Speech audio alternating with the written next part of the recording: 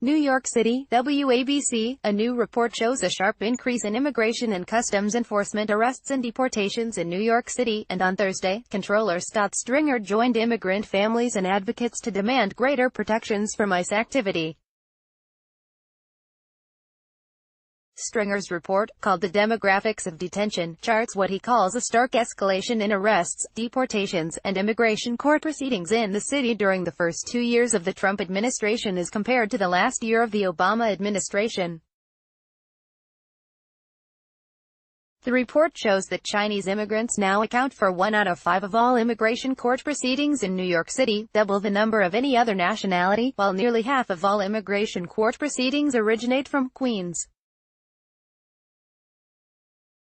In response, Stringer called on the city to expand access to legal services to achieve universal representation for immigrants and increase support for the New York Immigrant Freedom Fund, while urging passage of state legislation to bar ICE enforcement in and around New York courthouses. "Let's be clear, undocumented New Yorkers are part of the fabric of our city," Stringer said.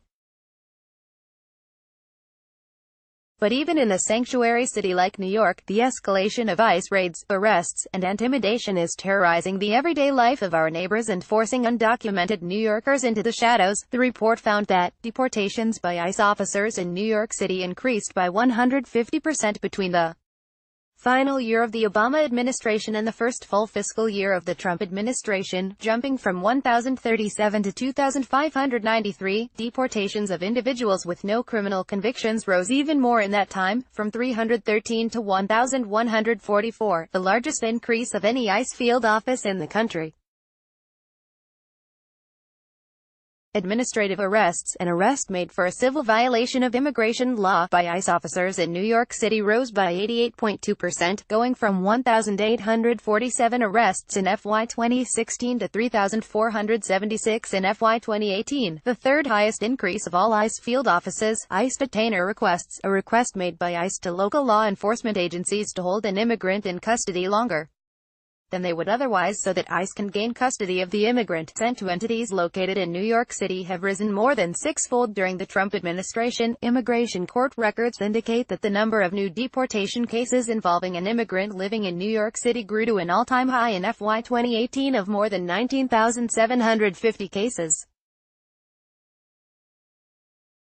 Report recommendations include, the city should work toward providing truly universal representation for individuals in immigration proceedings by expanding existing funding for legal services and removing the criminal carve-out that restricts certain immigrants' access to city-funded services.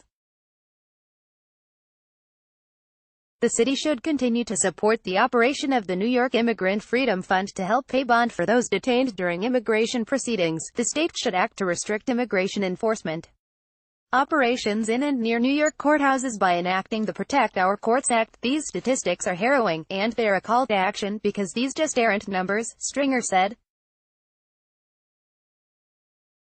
Their sons and daughters, brothers and sisters, mothers and fathers, partners, neighbors, and friends. Click here to read the full report.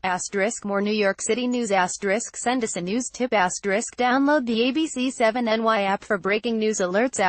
* Follow us on YouTube. Related topics: politics, ICE, immigration, deportation, New York City.